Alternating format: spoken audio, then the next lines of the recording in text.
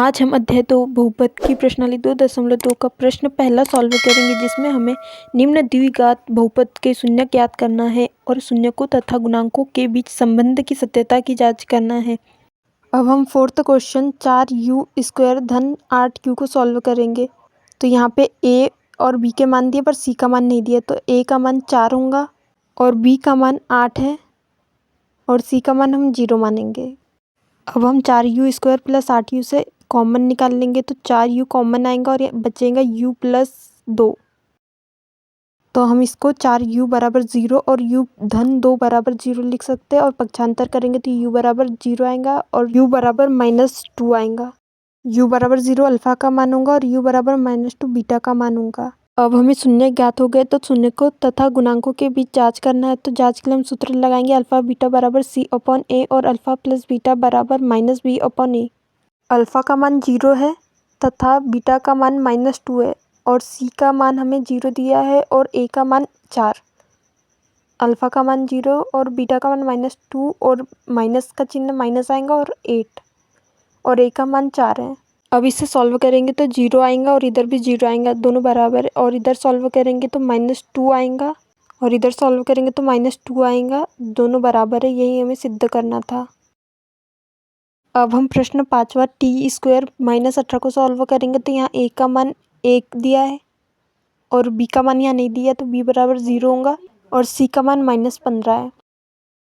t² -15 को हम ऐसे भी लिख सकते हैं t² -√15²। यह एक सर्व समीका की तरह है, तो हम इसको सर्व समीका a² -b² बराबर a प्लस b और a माइनस b, तो हम इसमें मान रखेंगे तो इसे हम t प्लस √15 और t माइनस √15 लिखेंगे, या इसे हम ऐसे भी लिख सकते हैं t प्लस √15 बराबर 0 और t माइनस √15 बराबर 0। अब इसे सॉल्व करेंगे तो √15 पक्षांतर हो जाएगा तो माइनस में आएंगे। ये अल्फा का मान है और t बराबर √15 आएगा और ये बीटा का मान है। अब हमें शून्यकों तथा गुणांकों के बीच जांच करना है, तो हम सूत्र लगाएंगे अल्फा बीटा बराबर c/a। तो अल्फा का मान दिया है -√15 और बीटा का मान है √15 और c का मान -15 दिया है और a का मान 1। तो इसे सॉल्व करेंगे तो 15 आएगा माइनस में और इधर सॉल्व करेंगे तो -15 आएगा। अब हम दूसरा सूत्र लगाएंगे अल्फा प्लस बीटा बराबर -b/a। तो अल्फा का मान -√15 है और बीटा का मान √15 और -b का मान है 0 और a का मान दिया है 1। तो √15 और √15 कट जाएगा तो 0 आएगा और इधर भी 0 है। हमें यही सिद्ध करना था।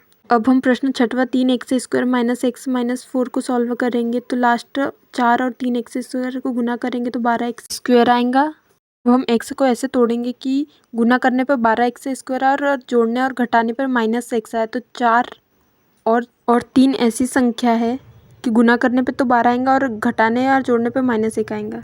यहाँ पे a का मान 3 दिया और b का मान -1 और c का मान -4 है। अब हम 3x² -x -4 को गुणनखंड रूप में लिखेंगे। तो -x को हम -4x प्लस 3x लिखेंगे और -4, ये दो और ये दो में से कॉमन लेंगे तो इसमें से x कॉमन आएगा और बचेगा 3x -4 और इधर एक कॉमन आएगा और बचेगा 3x -4। अब 3x -4 कॉमन आ जाएगा और इधर x धन 1 बचेगा। इसे हम 3x -4 बराबर 0 और x धन 1 बराबर 0 भी लिख सकते हैं।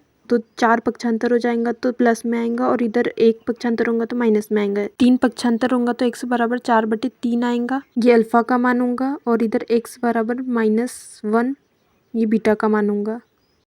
अब हमें शून्यकों तथा गुणांकों के बीच संबंध की जांच करना, तो हम सूत्र लगाएंगे अल्फा बीटा बराबर c/a। तो अल्फा का मान यहाँ पे 4/3 दिया है और बीटा का मान -1 और c का मान दिया है -4 और a का मान दिया 3। अब इसे सॉल्व करेंगे तो -4/3 आएंगे और इधर -4/3, ये समान है। और अब हम दूसरा सूत्र अल्फा प्लस बीटा बराबर -b/a लगाएंगे। तो अल्फा का मान है 4/3 और बीटा का मान है -1 और -b का मान -1 है तथा a का मान 3 है। अब इसे सॉल्व करेंगे तो एलसीएम 3 आएगा और 3 में 3 से भाग देंगे तो 1 आएगा और 4 आएगा यहाँ। तो धन ऋण ऋण होगा तो ऋण का चिन्ह आएगा और 3 आएगा, और इधर सॉल्व करेंगे तो 1/3 आएगा, और यहाँ सॉल्व करेंगे तो 1/3 आएगा, जो कि दोनों समान है। यही हमें सिद्ध करना था।